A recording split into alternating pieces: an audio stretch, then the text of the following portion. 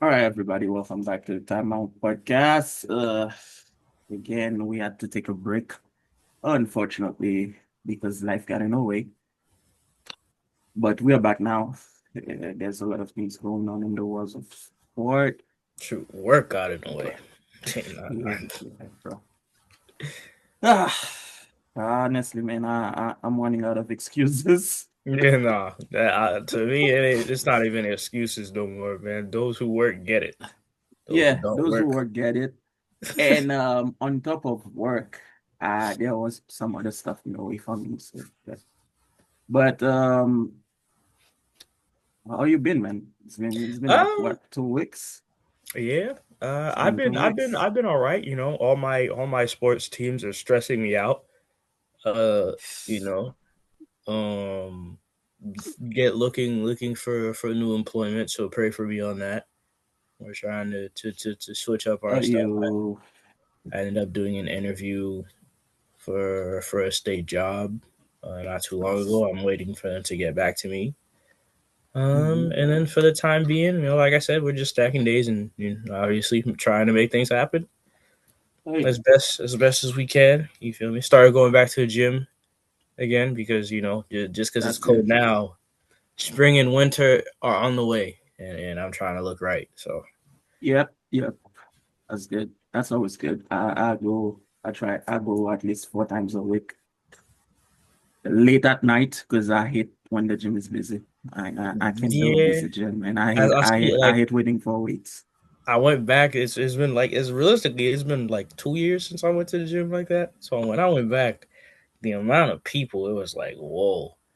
And then like I go get cardio to do some cardio because I hate cardio, so I get it out the way first. I go to do some cardio, and almost every machine is full. I'm like, what's going on? Like usually people stop with their resolutions by now. Usually there's some room, but no, everybody was in there.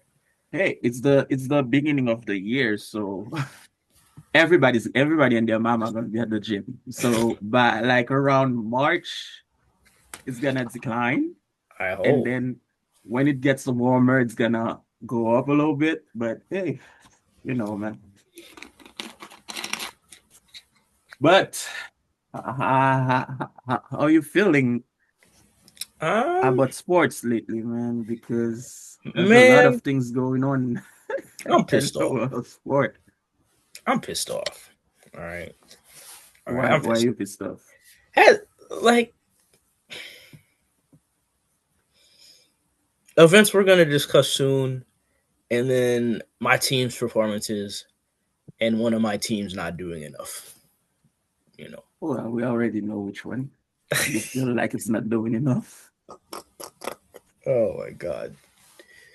Oh, uh, But I mean, I know we NFL is over, but just to touch up on it a little bit, there's a lot of exciting things happening in the NFL.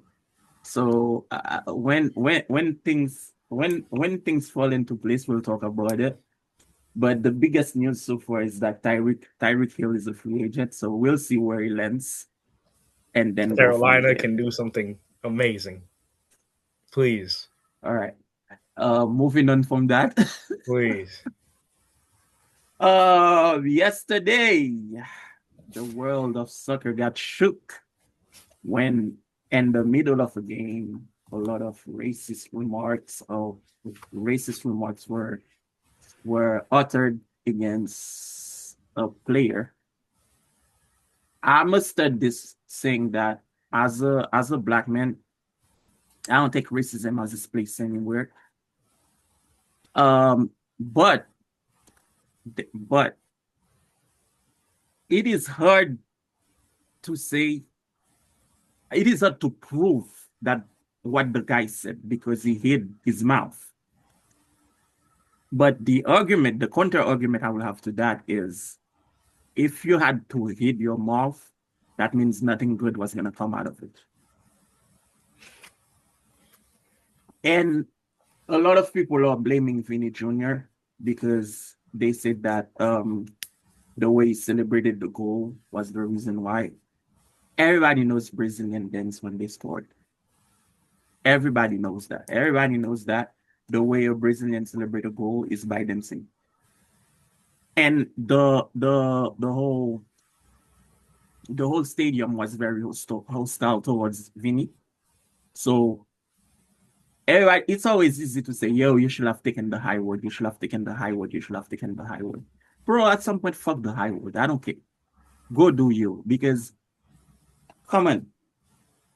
It's I don't even know, man. For such a nice match to have like the highlight of the match is this controversy, it really pisses me off, bro. I'm pissed off at the whole thing, and even more so, I'm more mad at British media that was covering the game. They like doing this thing. There's so much hypocrisy where a player when a player doesn't celebrate or is humble about it, they're looked as good. But when a player is boisterous and celebrates, suddenly it's he provoked the reaction that he got, and it's his fault that they retaliated against him. And they always have that specific excuse for players like a Viní Jr., like a Balotelli, like very players Mhm. who know they are Who talented and really are like celebrate their goals. who will celebrate their goals and who will celebrate their talent and celebrate what they did, especially if it was something skillful. It's always this notion of, oh, if you were humble, if you didn't celebrate too much, this wouldn't have happened to you. Well, you don't got to tell me how to celebrate my wins, how to celebrate my Don't goals. celebrate if you were able to stop me from scoring, you don't get to decide how I celebrate. Thank you. And That's it was like a superb It goal, was a bro. beautiful goal. It It was was it was a beautiful. it was a Viní Jr. goal. It was banger. It was banger. And I just everybody involved to the stadium, the stadium, man, the stadium. Oh That's man, how it started. the That's how it stadium, started. but the stadium giving Cristiani the standing ovation as he was leaving the pitch rubbed me the wrong way completely. I hated to see that. Then you have Jose Mourinho's comments at the end of the game where he was like brushing it off like he was trying to make the situation less than what it was. I would have respected him more if he was honest and at least held his team accountable. You know, you know what I hope FIFA does? I hope FIFA the pass a law or like have an amendment or whatever they want to call it that says that a player cannot hate his mouth to talk. They're not gonna. Because It's FIFA. no, I'm gonna tell you this though. The referee, me as a referee in that game, I give Cristiano a red card. And I put in my notes that he hid his mouth to say something I cannot prove, but I have a bunch of players saying that he had some racist remarks. There's no place in racism for the game, so For I give sure. him a But red card. but even then, this is the same ref that gave like I hate, and this is another thing too. Like on a smaller note, that I also hate that they do in sports because I think it kills passion for the game and it makes the game more robotic across all sports. I hate when they penalize players for celebrating. Like I hate that you could get a yellow card. Like Or Vinny got a yellow.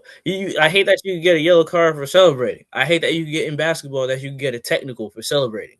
I hate like I hate that in football you could get a flag thrown for celebrating. or Unsportsmanlike conduct for celebrating. I hate that because you're killing expression. You're killing so moments. it's more like taunting the opponent. But in soccer, the only way you get a red card is if you remove your shirt.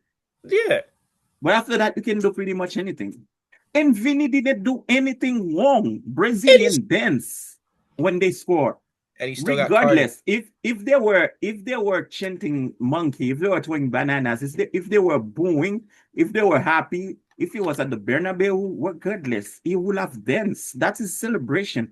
Ronaldinho be doing The sauce, the his thing, little the salsa the dance. salsa dance. Um, yo, What is different from him dancing than Mbappe doing that thing or Cole Palmer doing the call? What it's their signature. I don't get it, bro. I I don't. really don't get it. And I've seen some people say that it was a tactic to target Viní because he's weak willed when it comes to that Yeah, stuff. yeah, So yeah. They wanted to cut him. Yeah. he's more prone to react and all this Mm-hmm. other stuff to take him out the game. But it's like as a as a sport, it shouldn't be something that we allow. It shouldn't be something that becomes the norm. And the thing that they never want to discuss is that it is the norm. You'll see like thousands after this incident happened, you saw thousands of ex players and current players who were black tell you, yes, I've gone to so and so's arena and I faced racism. Yes, I've had horrible things said to me on the pitch before. Yes, I've been a victim of this exact. Yes, I understand what Viní Jr. is going through. Bro, Countless black players. I have not played. I have not played any sport at the professional level, but I've experienced racism a lot in my 34 years of life I've living in experienced America. racism the last couple of weeks, but we don't have to get into that. It's Exactly. just, it's So, just, but it doesn't have that a doesn't, place in the sport. It what I'm trying to, it's not, it doesn't have a place in the sport. It doesn't have a place in the world. in the well said, but it's just like why specifically the way soccer in the world just treats people brown skin and dark skin. It's just disgusting because it doesn't make any sense at the end of the day. Like it never made any like why. And if and another thing too, Pistiari, he's a coward. You don't have the balls to say what you gotta say, then don't say it. Crazy thing is, Don't say you it. are not white, dude. He's Argentinian. You are not white. He's Argentinian. They feel a way. So Like it doesn't matter. He doesn't have to be white because throughout like European settler culture and all this other stuff, you have people it who don't have matter. I'm gonna tell you this though. it matters to We them. like I told you earlier, I've experienced racism, but it's always funny to me when a Latino is being racist It because confuses me. they don't even see you as equal. The real racists don't even see you as equal. Mm-mm. So what are we saying? Like, okay, you calling me monkey, do you think that makes you equal to them? So just shut the fuck up. Like you it's just it's always like it always amazes me when somebody like a Latino, like somebody from or when I'm watching the Argentinian squad, I don't see any black player. Mm-hmm. It always amazes me because that was the big thing when they were in the final against Germany in 2014 or 26, what was it, 2014, 2018? No, 2014. 2014. 2014. And a lot of friends that I have were like, you know what, we're gonna vote for Germany because they have black players. Mm-hmm. Look, I only like Argentina. I only like Argentina for three people. That is Lionel Messi. That is Di Maria. And that I is never and like that Argentina. and it's Alvarez. After that, the rest of them, I could give I could give two shits. I don't care. I'm the type of guy, even when an Argentinian player is good, You don't like them. it's not that I don't like him. I just don't give a fuck about you, bro. Same like Messi. I know Messi's awesome. He's good. He's great. He's all that, but he's Argentinian, so fuck him. There you have it. There That's the you way I have it. feel about it. But it's just I don't know. It didn't need to happen. It shouldn't be. At all, bro. At It all. didn't need to happen at all. It doesn't matter if tensions did like there are so many other things you could say when tensions are high. As an athlete, there's so many different avenues that you could take. You know where So many. you know when something beautiful happened? and then it's the highlight is about the dumbest thing that happened in that. That's exactly Yes. that was such a nice match. It I'm was such a nice match because the crowd was like the animosity from the crowd, was one thing, but then it was like it fed the energy on the pitch, and when it was just about the sport, you saw great play, you saw yeah. great tense Mhm. play, and then just to have that moment just Win the game. ruin the game, ruin the game. And I also want to highlight Mbappe too because I will say compared to every other Real Madrid player, I appreciated him supporting Vinny that way. I really did appreciate seeing him not hesitate to be like, because he was near and he reacted when he heard what was said underneath the jersey. I know people are going to be like, oh, he came and said that he heard what he heard after the fact. No, if you watch the clip, he reacted to what was said underneath the jersey Hmm. immediately. And after the game, he gave a very mature response and didn't shed a negative light on the people, the Benfica crowd and the people of Spain and all that stuff. He didn't slight them. But again, But just you highlighting know, support for your teammate, highlighting support for just against racist remarks. I like seeing that from Mbappe, and he did Benfica is way trying more to than make him Benfica is trying to make him look like a liar it. because he said that he heard the remarks Yeah, and they posted a video immediately stating that no, not saying that we excuse the remark or whatever. No nope. Real Madrid player were around. And if you look at the footage, he's Ma- it's you and know, it's just like to me I'm disappointed in everybody involved, like on the even other Real Madrid teammates who just I you think can't. that I think that Real Madrid is standing with Vini, but in your own locker room there might be some racists around. Absolutely, absolutely. And now that I think about it, who besides I would say Oda Guler is probably I don't even when I look at the Madrid squad, they have Bellingham, really huh? Bellingham. Bellingham is black. Bellingham is your complexion, bro. That's not true. You think Bellingham is not Bellingham is your complexion. He's your complexion. I'm darker than you. God.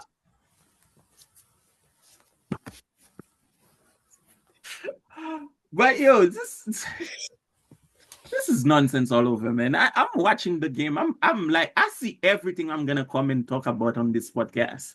And And then this is the shit that we got. But me, I we expect I we expect better from Jose Mourinho. Um, you know you know how when you like somebody, they can do some dumb shit and you're disappointed in them. Jose Mourinho has always been one of my favorite coaches.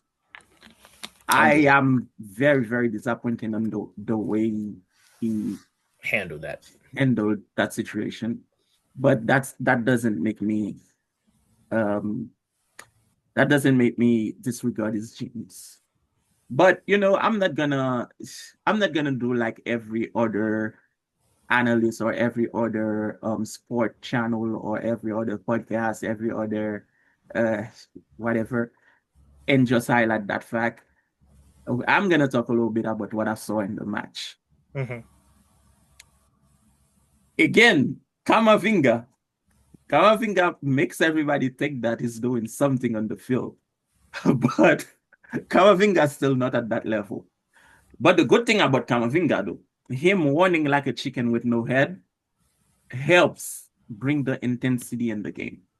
Kamavinga, I need Kamavinga to get back to his back in the day when he was playing for Lens, when he was at that level. Because I I was talking to somebody and they told me, I was like, I Kamavinga makes you think that he can play football. He was like, go watch a special when Kamavinga was playing at Lens.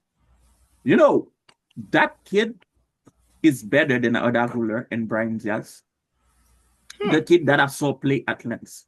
So now I'm trying to understand what happens. What happened? Is it the injuries?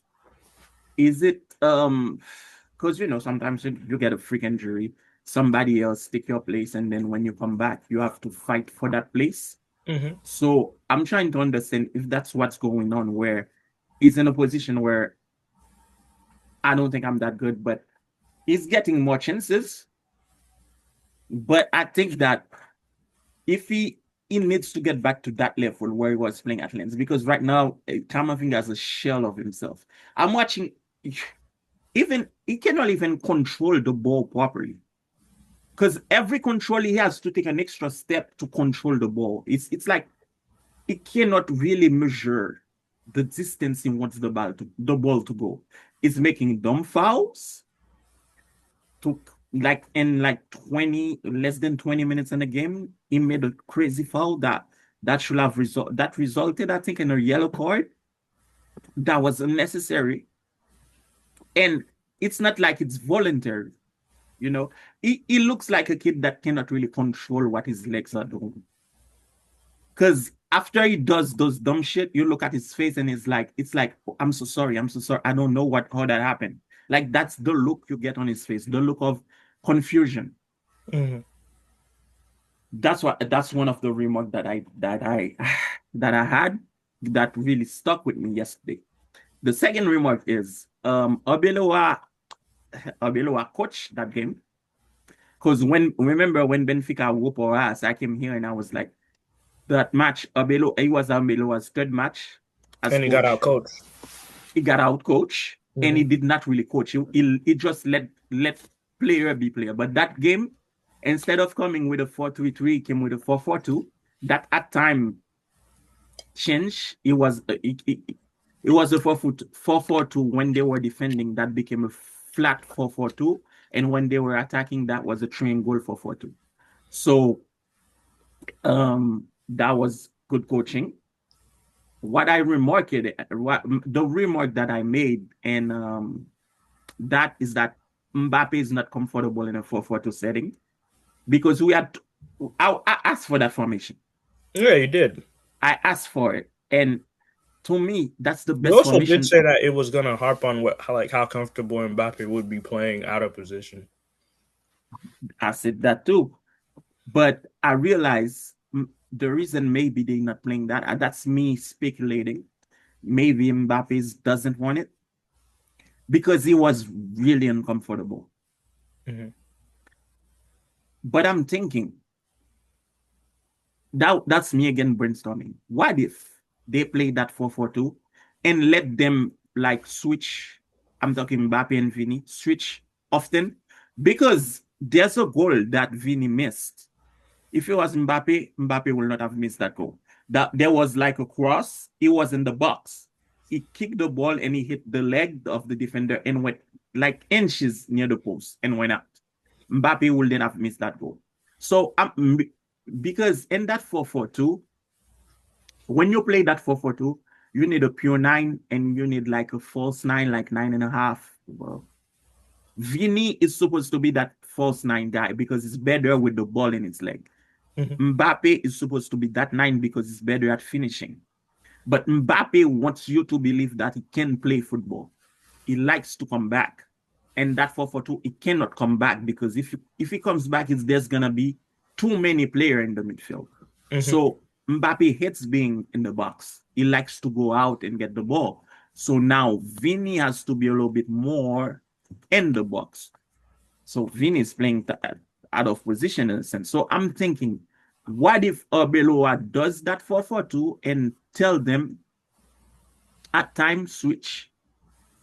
Is it gonna be good enough? Because I don't know. Yeah, I don't know because that requires sacrifice, the discarding of egos, and Because if you give them both that permission to keep switching, what if they overlap?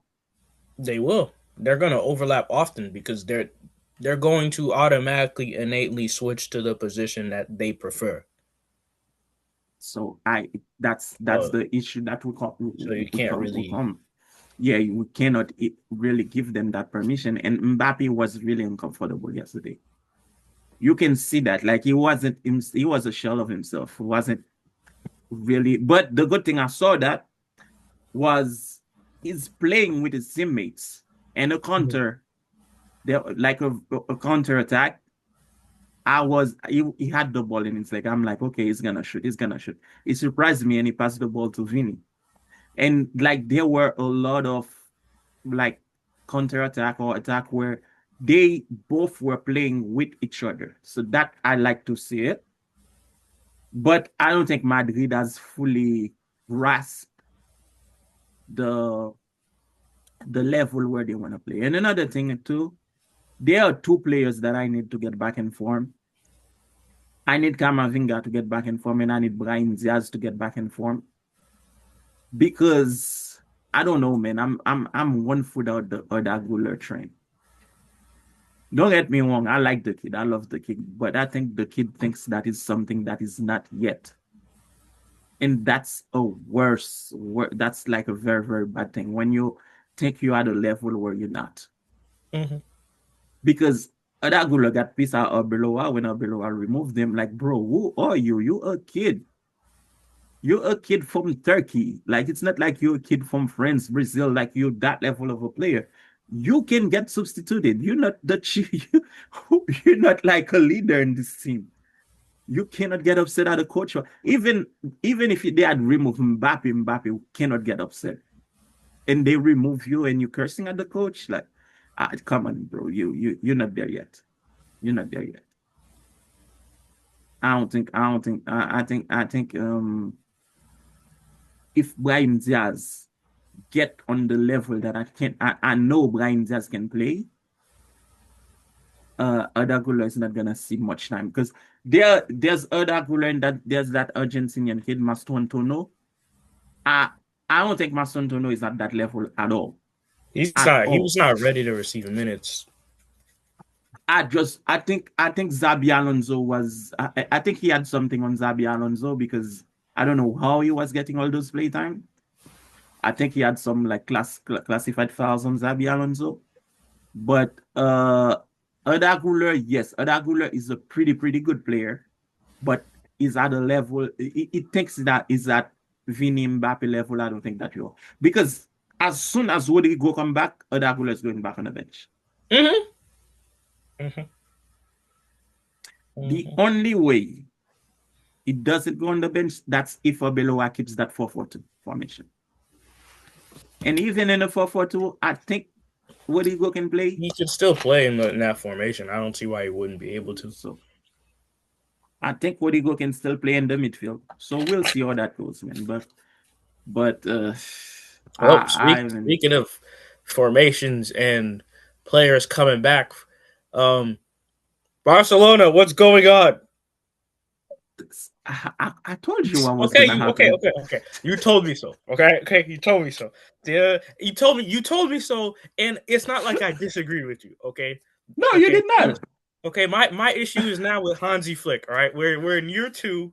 We're in year two. All right, the problem is obvious now. Teams have figured us out. All right, they figured out how to get how pretty much destroy us with the high line at this point. Right? Don't let What? Rafinha get injured. Okay. Yes. Okay. When Rafinha went out in the 62nd minute, our team lost a little bit of creative power. Yes. Mm-hmm. I also think Rafinha should not have given Lamine Yamal the penalty. He No, should have you just don't do taken it that. himself. He Nope. should have just taken. He should have just taken the penalty himself. Should have just taken the penalty The himself. reason and okay, what's your reasoning behind that? Why he should have taken the penalty himself? Why shouldn't have given it to Lamine Yamal? Well, for one, I just don't trust Lamine Yamal when it comes to these moments. I hate to say it. I just No, don't. He's too. he can So he for can me, he can he can he can rise up. he can rise up, but he's still young. There's like a level of maturity that he don't have for No, me. For me, no. there's a level of maturity that he don't have for me, especially when I think about the drama last year with him and Rafinha, like being in discussions for who was the better player on the team and who was the guy for our team. That's exactly why Rafinha gave him the ball. Because Rafinha wanna be a team player, he wanna be a leader. You want to be a But leader? The We don't reason need that why, right now. no, I'm gonna tell you why exactly. Giving him the ball is fine. It's fine, but the reason why he should have not given him the ball in that particular moment is because Lamine Yamal was not in the game. Like his mind was somewhere else. He wasn't confident enough to take that penalty. Because if you look at the beginning of the game, Lamine wasn't playing nothing.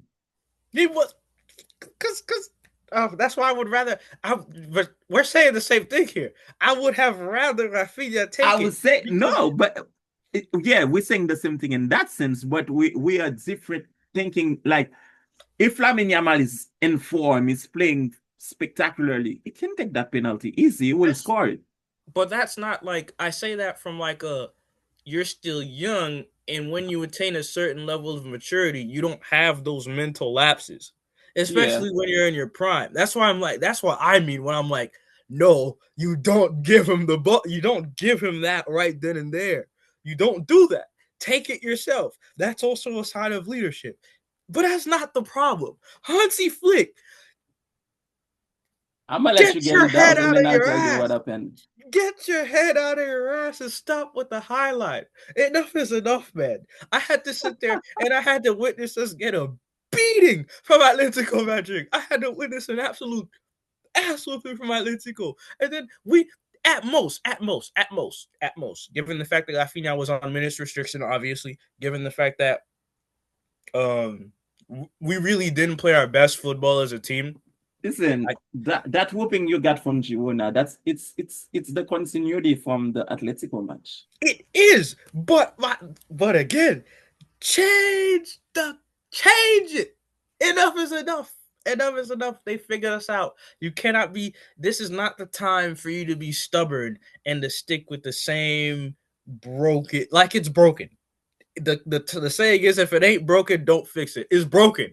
It needs fixing. It's time to fix it because there's no reason why, given everything that's happened at Real Madrid this season, that they should be first and we should be second at this point in the season of La Liga. I'm sorry, but you Well, guys changed coaches. You had locker room drama. Vinny's dealing with racism on the pitch and off the pitch. You have players who think they're better than they actually are, beefing with the coaching staff. You have like there's no reason. There's absolutely no reason why I Real Madrid should agree. be sitting at I number one right now. agree. Because FC My team Barcelona is is not that selling. good. My team is not that good. FC Barcelona is selling. FC I'm gonna tell you. Barcelona and they and I'm they gonna tell you exactly what the issue was with your team and Catman. the Girona game. I'm not even gonna go in the Atletico game because I did not watch No, that game. the Girona game. It was more so like there is a controversial call that happened in there. I Yeah, referee. Yeah, referees things. go referee Yeah, whatever, but it was more so like I really wish our defense was a little bit better because in the beginning of the game it was really like a almost like a drag out fight where both teams in terms of attacking were throwing equal punches and were creating chances to score. And for me, that doesn't make me comfortable. We're okay. Barcelona, damn it. We're supposed to be. That's why I'm like it. It more so than the Atletico Madrid game. This game in particular is like to me that it's the red alert game. It's the all hands on deck game. It's the as a fan, I am marching into the coaching staff. I am grabbing Hansi by the neck and I'm like, hey man, make some changes, man. We're Listen, second, man. but the changes, he made the changes. He just made them at the one spot. Like Eric Garcia is supposed to play. But me, I didn't go to school for coaching. I keep telling you guys that I don't know anything about coaching. I'm just a dumbass FIFA player. Okay. And I don't even play with Barcelona. But me in that position, I start Eric Garcia in the midfield. I put Jules Koundé as central midfield because Jules Koundé is ass on the flank. And I start with what you call it, Joao Cancelo. I remove Gerard Martin. I put Alejandro Balde because Balde, remember I told you Balde was in form. Now Balde is playing like Balde again. I start with Balde. And then Eric Garcia, I put him in Fermin Lopez. Come on, man. And Fermin Lopez played the whole freaking game.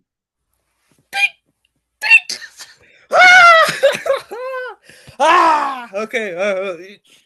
Anyway, so I have my midfield: Olmo, De Jong, Garcia. My back line: Balde, Kubasi, Kunde, and then a Cancelo. And my attack: Rafinha, Torres. I keep telling you, Torres gotta play. Lamine. Simple.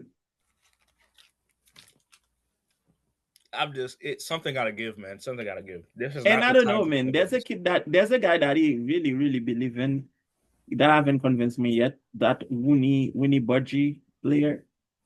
He shows flashes, but they're not. It's not enough. Like it's not enough to justify. Or if he doesn't want to play Kunde in the central, like in the back line, Araujo is back. You can play Araujo. We just can't. My issue is our line can't be that high anymore. That has to stop. The line is always gonna go high because you have a player in the line that really is a midfielder. Eric Garcia is not a defender. He can play defense, just like okay, it's like Valverde. They keep playing Valverde on the right anytime somebody goes down. But yesterday, Valverde was playing in that midfield. Valverde was like a kid in a candy store because that's his natural position. Whenever you put Eric Garcia as a midfielder, he plays great. And that's the guy that can actually cut the line for you before Kubasi or Araujo or anybody in the back has to come and recover that ball. So those are the type of Eric Garcia is like a Camavinga or a Chouameni. Like they are the first line of defense, not the last line. He's always gonna be too up. And I don't know why Hansi Flick cannot say this because he went to school for coaching. Look, man. All I can do now is pray, because at the end of the day, we should not be second. At the end of the day, we should not be second. At the end of the day, we should not be second. I told you it was anybody's league. At the end of the day, we should not be second. The reason it's anybody's league right now is because they figured us out, and we're looking, man. We're living and dying by Rafinha right now. And I'm gonna tell you this though: if Rafinha goes down, we go down. If Rafinha goes down, and Hansi Flick, because Hansi Flick is there are coaches that are tacticians, and there are coaches that will die with what they believe in. Hansi Flick will die on that hill. Thank you. And Hansi Flick is not a tactician. Hansi Flick cannot change the game while he's losing the game. Oh my! And that's why I'm like, change it now. So change it now. If Rafinha don't come back and Hansi Flick doesn't change his ways, you will get eliminated in the 8th round of the Champions League, and you're gonna lose La Liga. He's talking. I'm gonna keep the faith. That won't happen. But no, I will say I hope that. Speaking of Rafinha, he coming back. Seeing him play during his comeback, it was refreshing to see because it's not like he lost too much of a step. Even though we are putting him on minutes restriction, the fact that he was able to go until the 62nd minute, praying, no more. Like I don't see him getting hurt again, but it was like fitting a puzzle piece back and putting a puzzle piece back in place. I just think Rafinha to be healthy for the World Cup, man. Yeah, that is true. Because if he's not healthy for the World Cup, he's out of Ballon d'Or contention. And he's too good at this point in his career for that. Yeah. And the good thing Hansi Flick has done for you is revive Rafinha. Absolutely, 1,000%. But I can't. Despite that, he can't die on this hill. Now is not the time for him to be stubborn. It is absolutely not the time for him to be stubborn. We can't have that. We shouldn't be second. Yeah. Bottom line is we shouldn't be second. At most, this game should have ended in a draw. At most. But if he ends in a draw, you're still second. We're still. I just don't like the loss. Is just a terrible look. I'll take the draw and evaluate like what went wrong with this. I'll take a draw where I can like at least trust in the vision of Hansi and what's going on. I don't have that right now because it's clear as day that a team has figured us out. It's like not to switch to another sport, but it is. I got PTSD from watching the Miami Heat. It's like every time we told Eric Spoelstra, we were shouting at Eric Spoelstra, please play Bam and Ware on the court together. Bam plays better at the 4 with Ware at the 5. Can we please? Because we play better as a team. And Eric Spoelstra's just like, no, we're going to take Ware out. He's going to play 10 minutes, and then we're going to take him out, and we're going to have Bam play the whole game, and Bam is going to finish the game with 10 points. That's the PTSD I have right now. Like, teams know how to stop us. Teams already know what we're not going to do. Teams already know what we're going to do. Make some.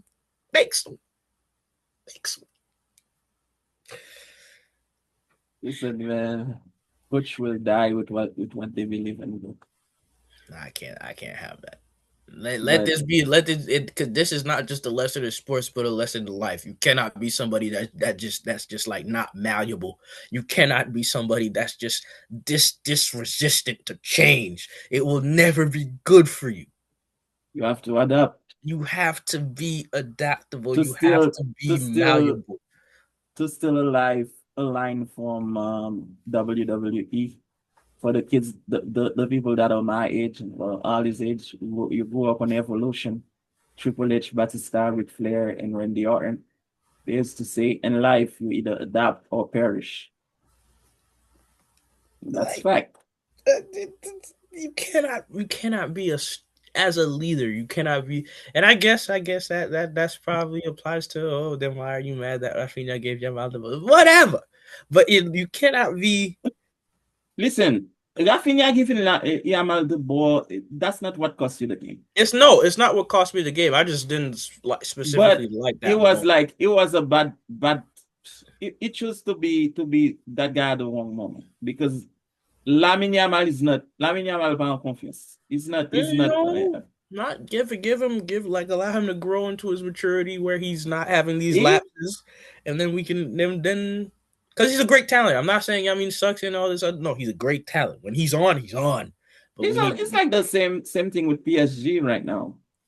PSG is in shambles right now.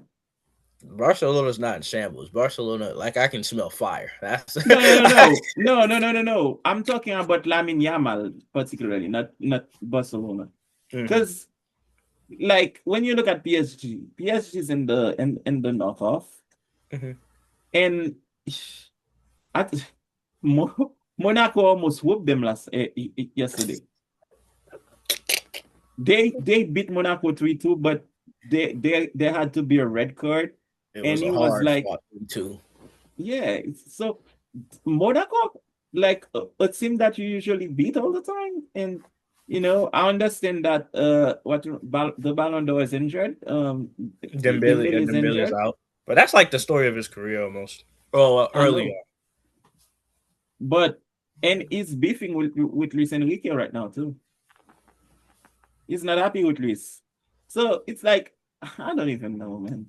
But Lamine Yamal right now is not at the peak of his form, and that wasn't the moment for him to be shooting a penalty. That really wasn't.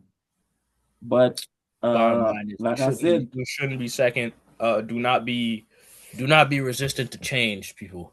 That's the lesson. That's what you can learn from Barcelona. Do not be resistant to change. It will come to bite you. But in life, you gotta grow, or you gotta, everything that goes up, what goes up must come down. Man, nah. And what goes down must come up. It's like the basketball theory. Man, nah, man. It is. What goes? Okay, look at the Italian league.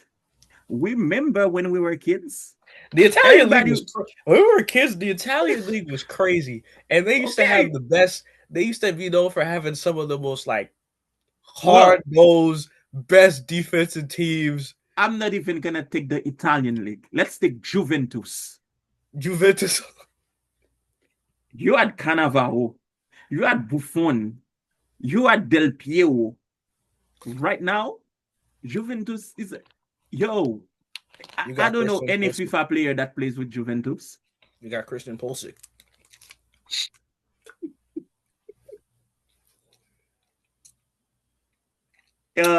Sorry to any United States fan that are following the podcast, but me personally, I prefer Diego Luna.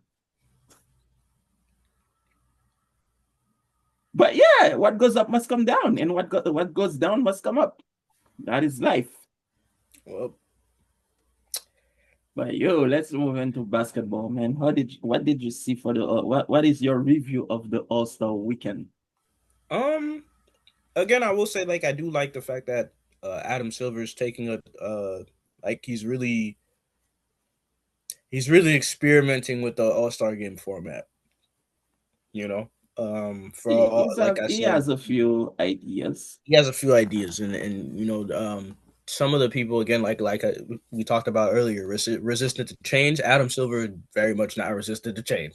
Every year we're like, there's a new format, there's a new this, there's a new that. I and it can be hard to keep up with, but I feel like thank you because I did not understand because I did not watch the only thing I watched was the dunk contest. Still, we're not going to talk about that. No, I need that hour back in my life since I was doing some work for clients. That's why I'm not too mad because I was billing, but I need that hour back for my eyes. Well, the thing about the dunk contest is it was just very underwhelming. We need. I think. Hold on. I need to make a statement. Okay. Tim Jackson here's my battle. You can continue.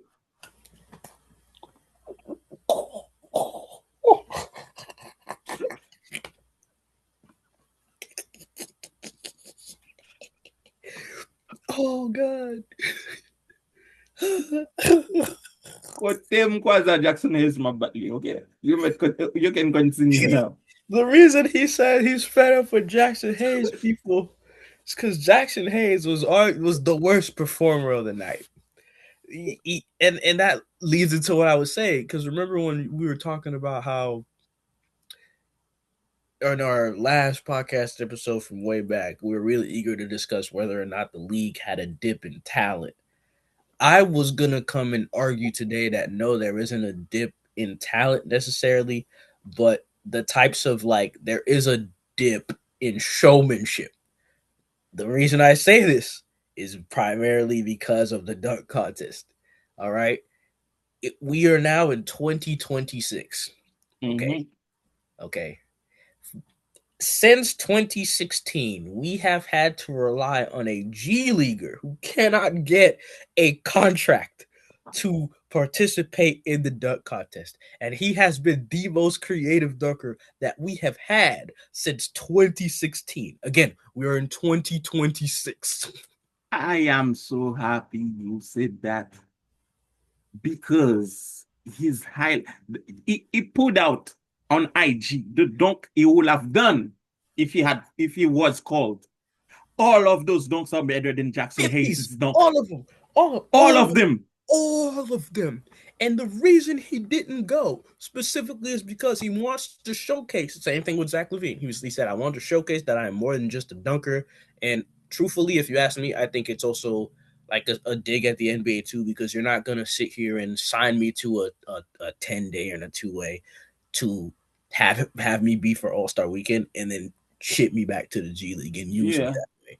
That's not fair to me as a player. That's not fair to my talent because he can play. Your boy that won the dunk contest from the Heat. He's a G Leaguer too. He's a player. He's on our team officially. He doesn't go back to he's contracted with us officially. Yeah, but you guys sent him to the G League, right? He used to be. He's on our roster. Oh, he's on our roster now. Yeah, he's on our roster. Is he getting playtime? He gets trash minutes. He gets trash minutes. He gets trash minutes. He gets trash minutes, or if we're struggling with injuries, he gives us a good spark. This year, Miami's been really utilizing its bench a lot more, just because we don't have stars for real. I don't care what you say Easy. about Evan Tyler, we don't have Okay. stars for real. This is So crazy. This is crazy for me. Well, I don't watch NBA as much as I should be watching, especially from a guy that has a podcast talking about sports. I do watch a few games when I can. Thank God I mostly work from home, so I always have the TV on when I'm working. So unless I'm on a meeting. So if I'm on a meeting, TV's off, but or muted. But I always have like the game going on, a game going on, or something like an exciting game.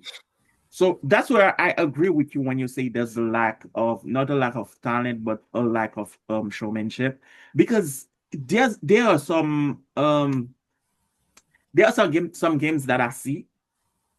There's no way in hell I'm watching this. So if I see Utah Jazz versus Sacramento Kings, I'm not playing this. I'd rather go watch 24.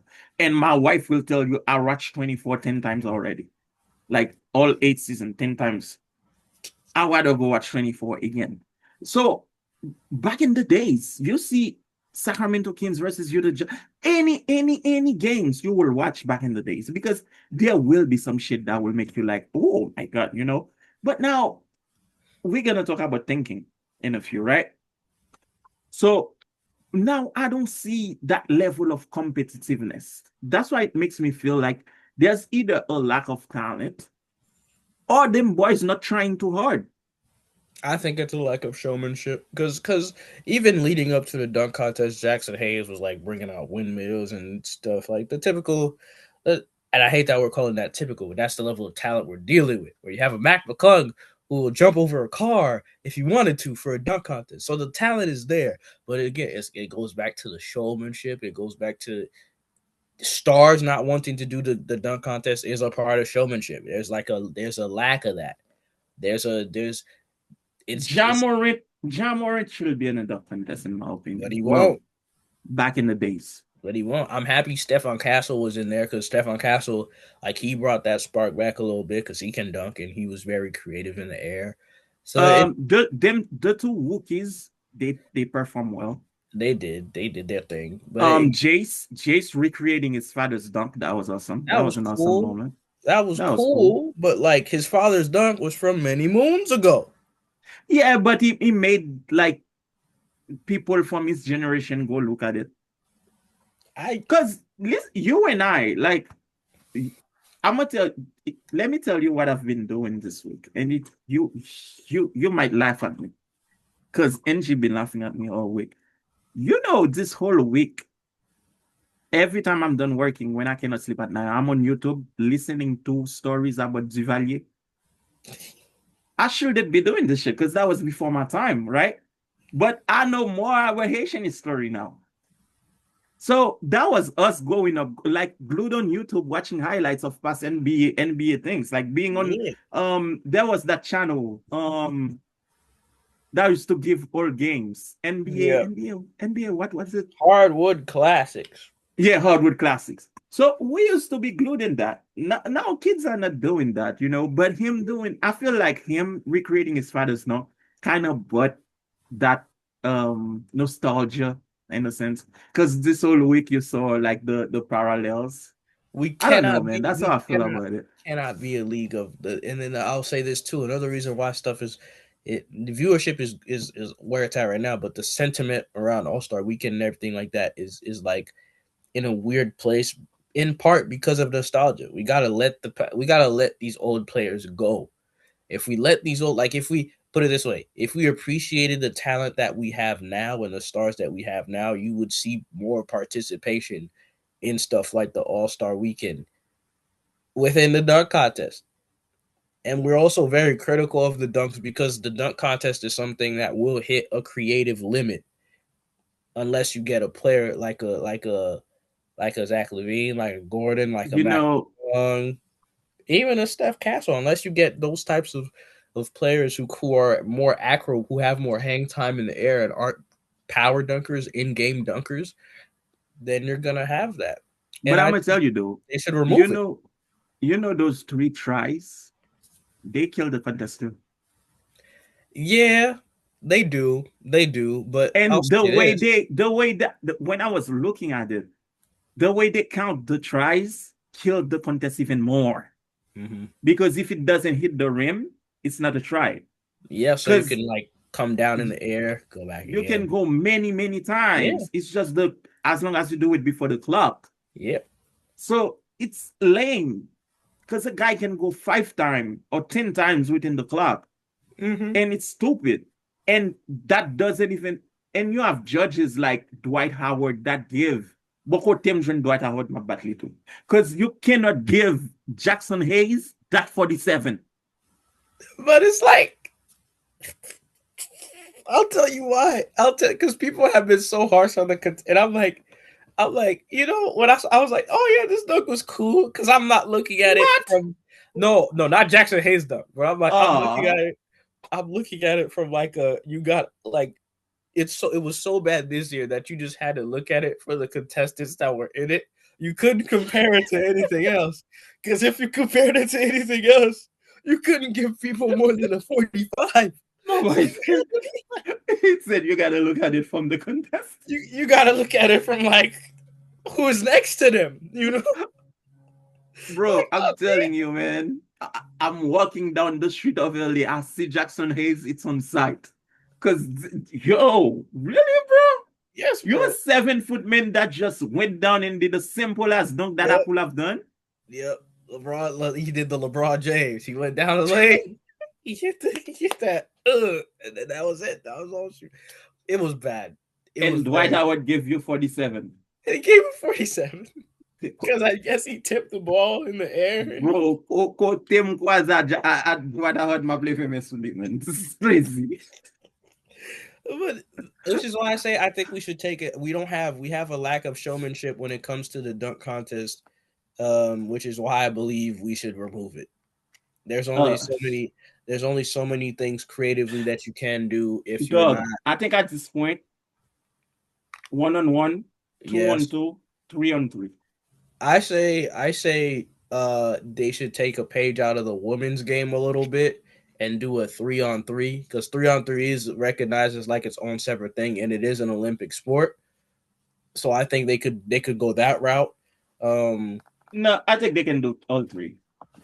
I think they could Not do. not too much. Remove that stupid ass celebrity game too. I didn't mind the celebrity game this year. I'll tell you why. I didn't The watch it, celebrity, but I never really cared for it. yeah, I never. It was like a cool like thing to the because we're not really in it. It used to be cooler when the celebrities could actually hoop, and I think that's what they got to do. Like, yeah, and when I was even younger, it was cooler because I'm like, Hmm. the celebrities are closer to us in skill than the NBA players. So Yeah, it was kind you of cool to used to kind of see see them. guys like that, like Quavo can Quavo, like hoop. You Quavo, used Chris to Brown, see 2 that, Chains, yeah. like But guys who but have some experience playing. Like I like and I'm forgetting dude who won MVP oh, for Dwight this. Howard. No, for the No, not celebrity. Dwight Howard, Kevin Hart. No, it wasn't. No, it was. I'm forgetting his name, but he had like 17 points, and he went like MVP this weekend. yeah Oh yeah, MVP this this guy weekend is for the celebrity. a YouTube. He used to be on Vine and Yeah, IG, for and the then he for became the an celebrity actor. all star, like stuff like seeing that, and it doesn't have to be like a crazy known Oh, celebrity. who I was happy to see in a celebrity game, but Hmm. couple of years ago, um, the guy who made first class, shit, the Jack white kid, Harlow. yeah, Jack Harlow. He Eh, can ball a little bit. he could hoop a little bit. Yeah, but that's stuff like that. Like to me, the celebrity. Flynn. The name you're looking for is Worm Flynn. Yes, he was solid. Like he more so than actually putting points on the board. He looked like okay, this is somebody who knows what they're doing on the Who court. knows how to That ball? Okay. as a fan, that's what I like to see from the celebrity all star game. Sure, you're gonna have a couple people who don't really know what they're doing. They're just here. They're just happy to be here. That's fine, cool. But I like seeing like, oh, this is a celebrity who can hoop. Like this is But like I was surprised. family. I He was can hoop. surprised to see Taco Fall play in the celebrity game. It didn't really surprise me because to me he does carry that air of being more of a celebrity than a NBA legitimate player. basketball player, just because his height really went against him and how like slow he was, and it didn't really pan out for him the way it probably does in another life. Um, so that didn't really shock me too much to see him there. But again, that I didn't really mind the celebrity How game. did Shams do? I didn't watch that game, so how did Shams do? He didn't do good. He didn't do good. I He heard didn't. Giannis didn't want to give him playtime. It was bad. It was good. It was, he's in the right career path. You feel me? That, what I'm saying. Continue breaking news for us, Shams. You're doing great, but he ain't do too good. But How did the NFL boys do? yeah, typical NFL stuff. Like they with the NFL players, their athleticism carries them, Okay. especially against like civilians. Puka is a solid player. Yeah, Puka, he could go. Like, he's athletic and he's I'm got like thinking I'm thinking about the past like celebrity game that I watch. But yo, I mean, it's crazy though. 3-point contest. I see the boys are trying to do something special next All-Star. Curry's gonna be in it. I heard. Curry, I don't know if Dame's Curry, gonna be in it Dame, again. Curry, Dame, yes. Play But the 3-point shooting book. contest isn't the 3-point contest is in safe hands because No, because that the is game insane things. because the game's changed. Out shooting someone will never not be entertaining. You know, I'd say the one thing I feel like they should probably take out is the logo, like the deep threes, because people rarely make them, and even when they go in, it's not as like crazy as someone making five threes in a row from the money rack. Hmm. You get what I'm saying? Because it's only so many shooters who could shoot from that far for real consistently in that setting. So they Um, had Bobby parties this year. I did not know that. Yeah, the contestants were Dame, Book, um Spider, Bobby Portis, Con Nupel, Tyrese I know Khan Maxey. was there. I know Khan was there. I didn't catch all of the 3-point contests, but I know Khan was there. Khan did Khan Yeah. Khan did great, by the way. Khan Okay. Khan did great. So again, reiterating my point, the league is in safe hands with the talent. It's just that balance of talent versus showmanship that has to get fixed. Which leads me to the All-Star game. The All-Star game was Explain great. the format for those who don't understand So it was because I'm basically one of them. they did a teams format, multiple different teams, split between the world and then the U.S. players, and they even did something like where it was like the young stars versus the older guys, the OGs of Mhm. the NBA. Um, and the games were quick, which I think works because people's attention spans are shorter. It is what it is, and the games being quick, like think a 3-on-3 format type of thing, like shorter style games. It really stressed the points a little bit, and it brought out that competition and intensity just a little bit more. I'll say the players were definitely more competitive in this All Star games compared to past ones, and it really added to the entertainment. Like, you had multiple game winners. Scotty Barnes had a game winner, and he didn't know he had one. Like, Kawhi was hooping in the second game that they played. It was good. It was very good for in the beginning of the season before this started. I had some skepticism, but seeing it, the thing that made it work, even though the format helped, ultimately the thing that made it work was the players. None of this works if the players don't take it with some type of seriousness. And the players who took it seriously, I will say, Kawhi in that second game, Victor Wembanyama took it seriously, and Anthony Edwards took it seriously. Now, how seriously those guys, because Ant credited Victor for setting the tone. If we can have a guy like that do that for the All-Star game in the next coming years, especially the guys after LeBron, then the All-Star weekend is in a better place. But Which I was very happy to see that. I saw KD come out and say that certain guys didn't take it seriously. They did because I saw a clip where it say he doesn't want to compete. Yeah, but you also have to understand too. This is a player who's in like season 17. Like we shouldn't be looking to the KDs to take it seriously in the No, even no, no, no, no. It's not KD that didn't want to compete. It was his opponent. I don't remember who he was no, talking about. I hear, yeah. But I'm saying like even like I know Luca was one of the ones that was references like, oh, he was just happy to be there. I know Luca Oh was yeah, one. yeah. They say the European guys didn't want to compete. Yeah. And I mean, those guys specifically when I think about the Lucas, this is like what he's approaching a decade in the league, if I'm not Yeah, mistaken. yeah, he is. So If he's not there yet. if he's not there yet, and this is a player when he was coming up, he came up in that period where you guys weren't taking the All-Star game seriously, and we had to keep changing formats. So from where I'm sitting, the damage is done with him. If that makes sense, I'm not really looking Yeah. to. I'm not really looking to Luca's or even the other European players to take it seriously because at this point they're only a couple years away from being the OGs. It's just that the KDs, the Stephs, the LeBrons are overstaying their welcome. We just like I think it's time. I don't think I don't think LeBron should have been an All-Star I don't think so this either. year. I don't think he should have been an All-Star this But year I think either. I made peace with the fact that he's gonna be an All-Star until he retires. I don't think so. If he retires next season, he's gonna be an All-Star. I don't think so. You want to think they call him in next season? At least not as a starter. No, yeah, he wasn't a starter this season, At but least he not as was a an like All-Star. I'm talking like he's gonna be like the last person to get it. Like I don't want it to be like he's for sure because it was like he wasn't the main attraction and he didn't want to be the main attraction. His attitude the whole weekend was down. He didn't want to be at none of the press conferences for real. He was dry answering the questions. It just wasn't. I think LeBron is done. I think he's done. It's just seeing where this can go.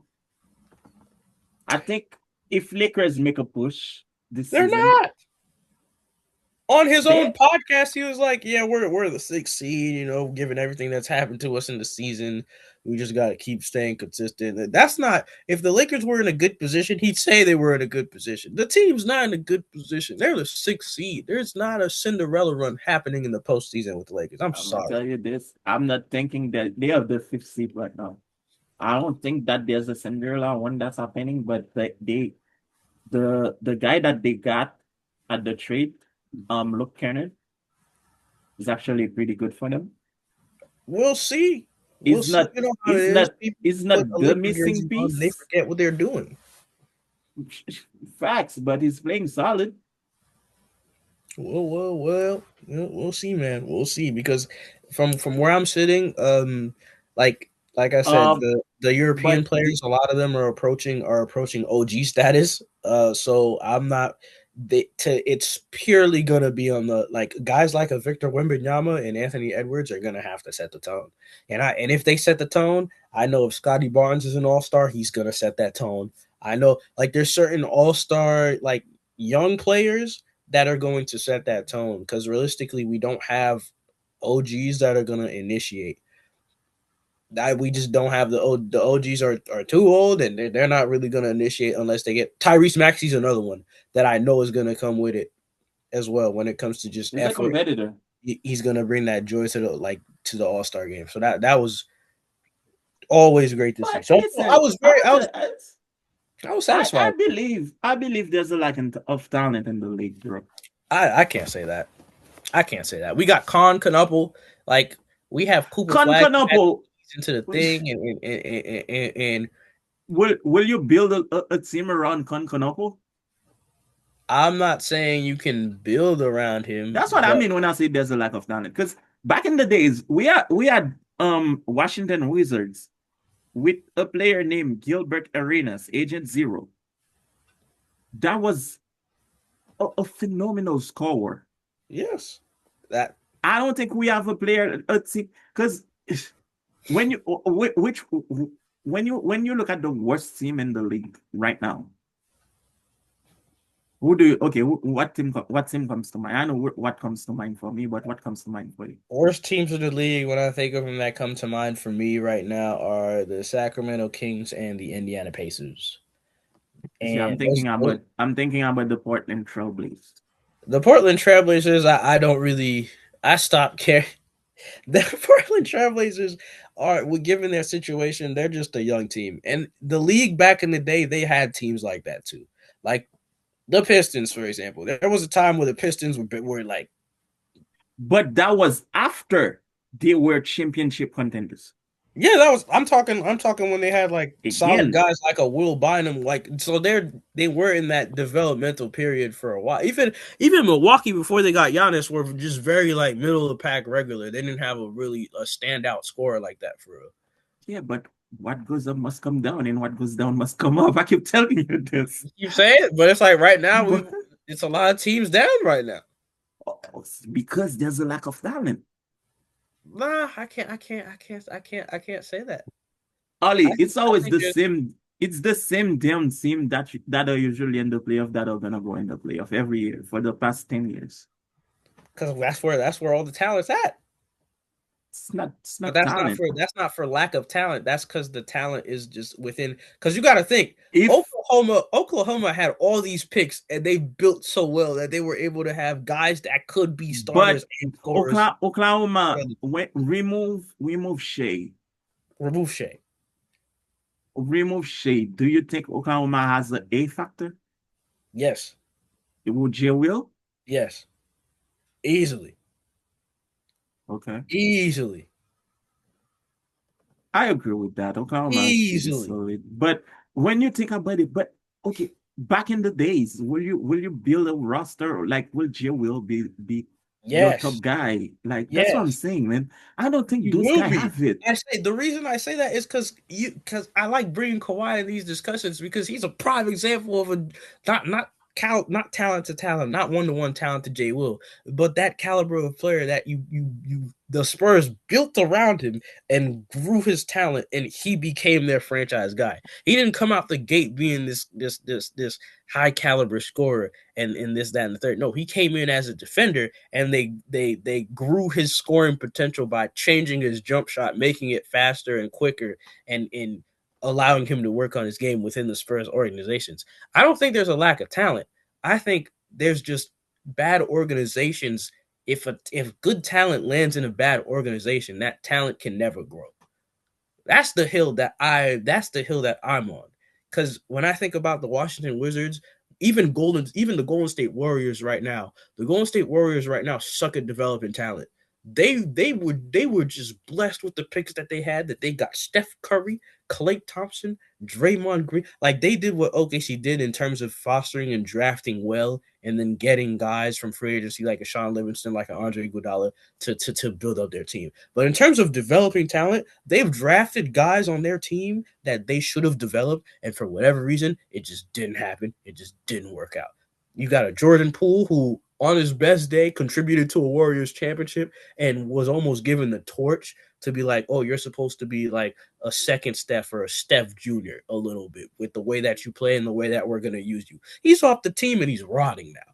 And then you have like James Wiseman. He failed miserably. Then Miserably. miserably. Then you have like even not necessarily franchise guys, but just guys that just, and this is before I get to Jonathan Kaminga. You got a Moses Moody who plays well for the Warriors and was getting on and off minutes just because, for whatever reason, Steve Kerr He and fell. the staff just, when it comes to developing young guys and Is figuring this out, guy even in the league?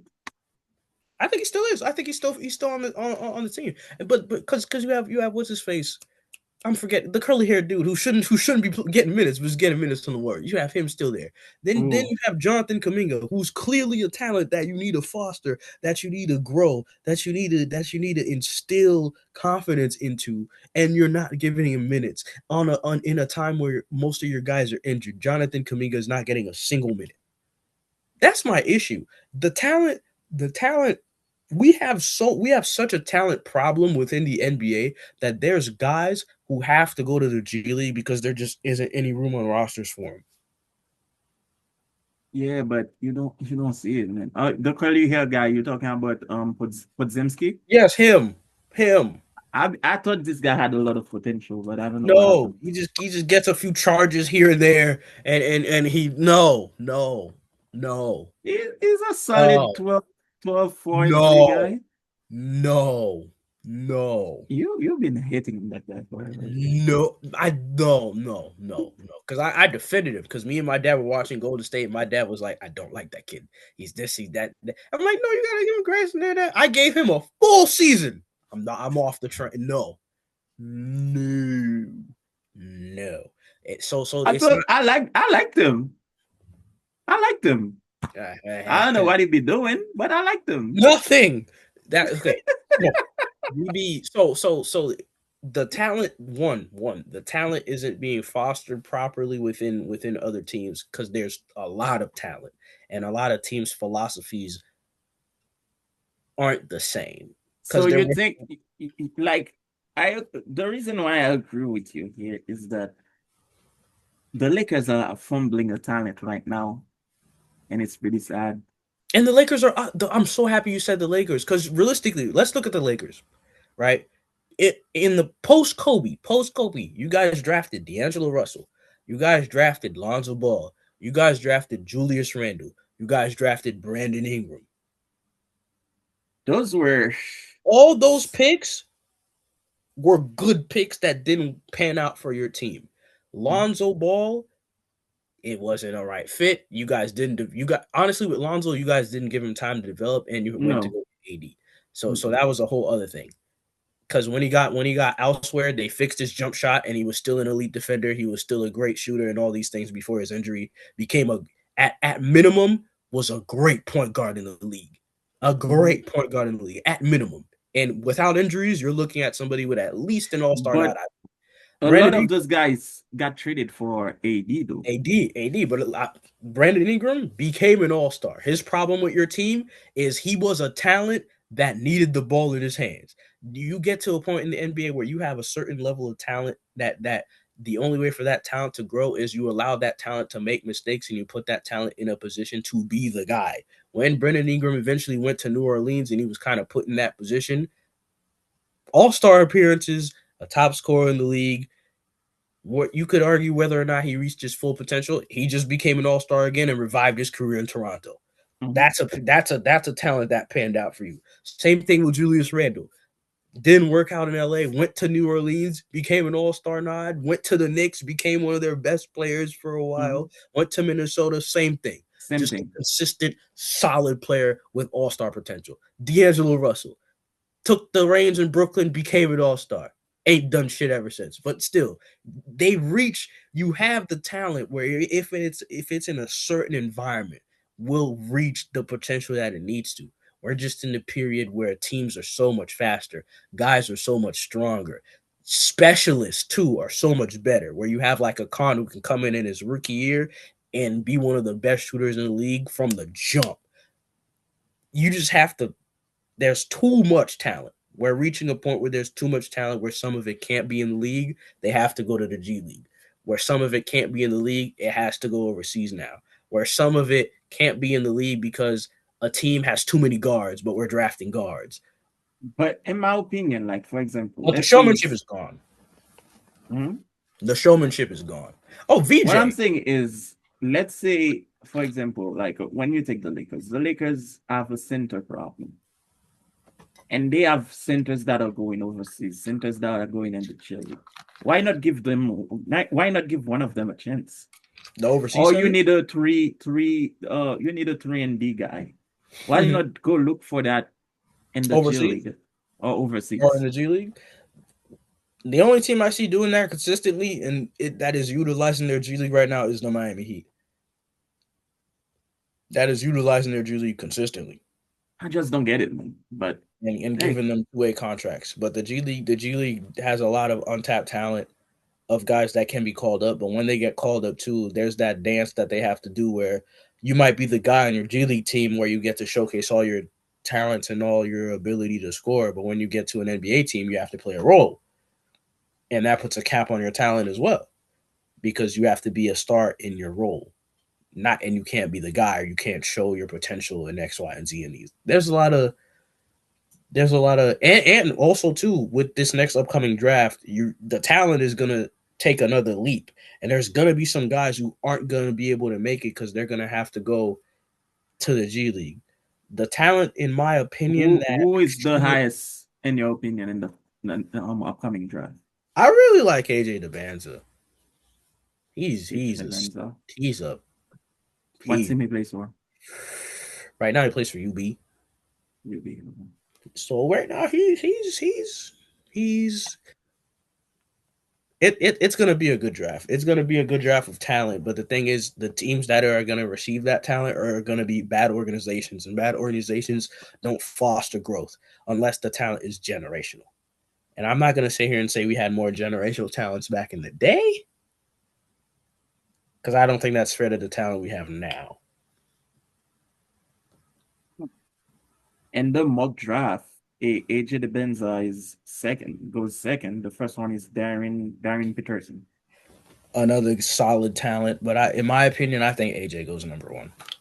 Oh, the Boozer's kid is third. Yeah, but I think he might be one of the picks that I think struggles in the NBA just because of he plays a very physical game. And I think when he comes up against grown men in the league, like with the speed and the strength, like players who are used to that, I think he's going to struggle in the beginning. But the talent is definitely the talent. It's not a lack of talent. It's just the game is just way too fast. The game is faster. Players are stronger, better. Come out the gate being able to do certain things. I thought Carmelo's kid was gonna be on this one. No. Yeah, I think he's ready yet. I don't think Kyan is not. I don't think he's ready to be a one and done. I think he stays for another year.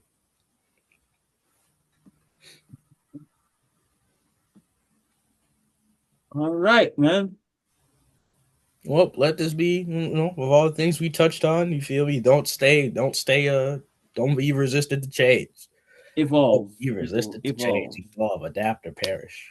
Let us know what you think about our yapping and our thoughts in the comments below. Call me crazy, you know what I'm saying? If you watched the All-Star game, what did you think about it? Did you like it? Did you hate it? Are you rooting for 1-on-1 or 3-on-3 to change the dunk contest? I think it's time to do that as well. And again, wherever I find Jackson Hayes, he's putting hands on him. Putting hands on him. He's putting hands. But yeah, people. And again, racism. We don't. Racism has no place. Has no place in the world. All right. Racism has no place anywhere. It doesn't make any sense. It doesn't make any sense. It's idiotic. Stupid. But guys, it's a pleasure to be back. We'll try to be more consistent with it. And today, for those who are believers, today is the beginning of Lent. So I don't know what you guys are giving up or what sacrifices you are making. Just know whatever you are doing. May God bless you, and may it work for them. I'm still deciding what I'm giving up. I don't know. And happy birthday to my nephew, Danny. Happy birthday, Danny. Menace to us all on T Dizzle, but he's our T Dizzle. That's the way I like it. Happy birthday, Danny, man. Yeah. Oh, man. All right, guys. So we'll catch you up on the next one. Yes, sir. Be good, people. Be good. Keep stacking days. Peace. Keep stacking days. Peace.